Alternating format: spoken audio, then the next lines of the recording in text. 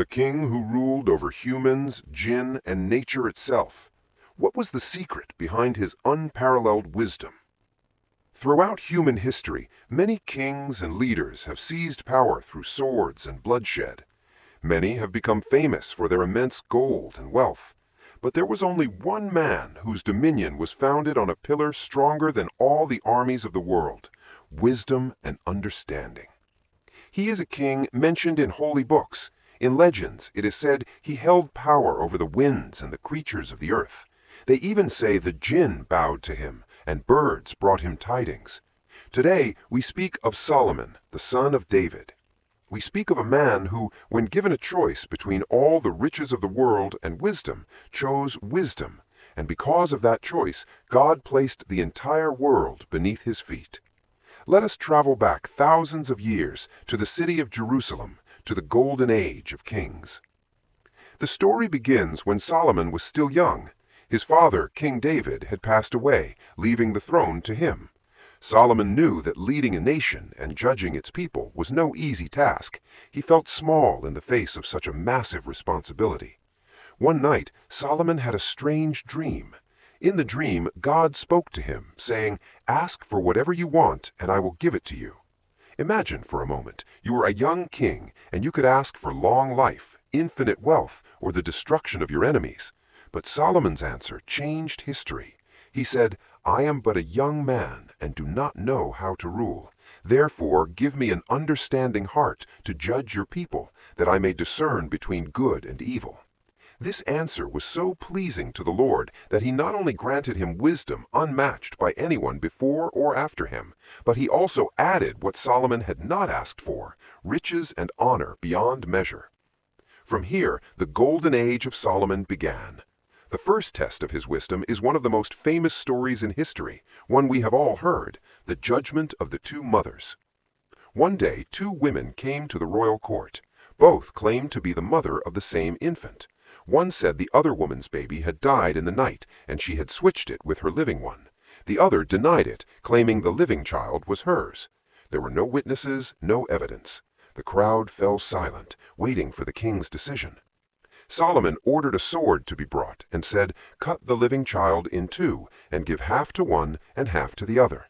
The people were shocked. Was this wisdom? But it was a psychological trap. The real mother, unable to bear the death of her son, cried out, "No, my lord, give her the living child, and by no means slay him." But the other woman said, "Let him be neither mine nor yours, but divide him." At that moment, Solomon stood and declared, "Give the living child to the first woman, and by no means slay him. She is his mother." This event echoed like thunder throughout the land. All of Israel understood that the wisdom of God was within him. But Solomon was not just a judge, he was a master engineer and a great builder. The greatest project of his life was the construction of the Great Temple in Jerusalem. This was not merely a building, but one of the architectural wonders of the ancient world. Its walls were lined with cedar from Lebanon and overlaid with pure gold. It is said that when the sun hit the temple, the reflection was so bright that people could not look directly at it. Thousands of workers and artisans labored to build it. However, according to religious texts and legends, Solomon's workforce was not entirely human. It is said Solomon possessed a ring, the seal of Solomon, which gave him authority to command the jinn.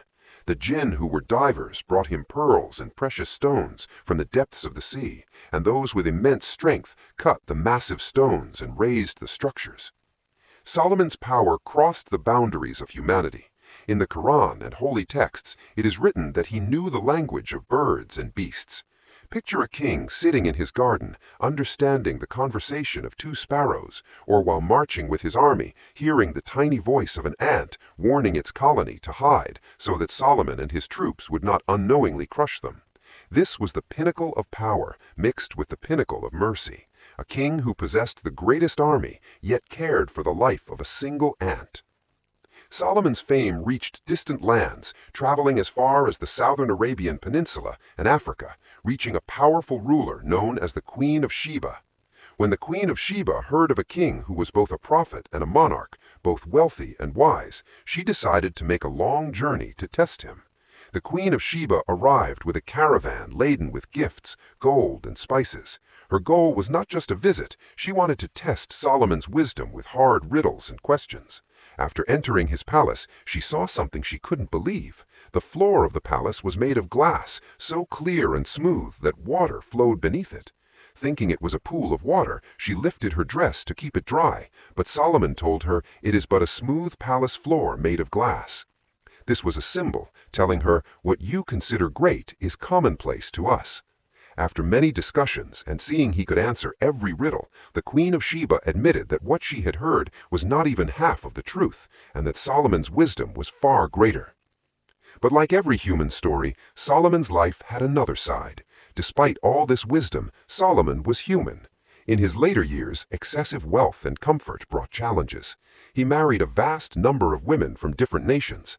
Some of these wives did not believe in God and worshipped idols. According to some accounts, these influences turned Solomon's heart, leading to the construction of shrines for idols near the palace, which went against the very message he had dedicated his life to. This part of his life teaches us a great lesson.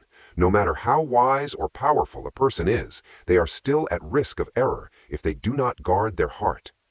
Solomon left behind writings known as the Proverbs and the Book of Ecclesiastes. In them there is a famous line that summarizes his life.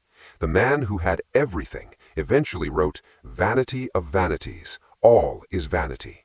This doesn't mean life is meaningless, but rather that if your life is solely about gathering wealth and pleasure, it amounts to nothing in the end. He taught us that all rivers run into the sea, yet the sea is not full. The eye is never satisfied with seeing, nor the ear filled with hearing. Even Solomon's death was full of lessons. It is narrated that Solomon passed away while sitting and leaning on his staff. However, the jinn and his workers continued to toil for a long time, thinking he was alive and watching them. It was not until a termite or worm ate through the wood of his staff that it broke and Solomon's body fell to the ground. Only then did everyone realize the king was dead. This was a message to show that even the jinn do not know the unseen future, and that God alone is the absolute ruler. In the end, the story of Solomon is not just about a rich king, it's about a choice. When he was asked, "What do you want?" he did not say money, he did not say power, he said understanding. Today, we remember Solomon not because he had mountains of gold, but because his words remain a guide after thousands of years. Solomon taught us that the greatest wealth is an open mind, a heart full of faith, and justice. I hope this quick journey through the life of this magnificent king has been of value to you.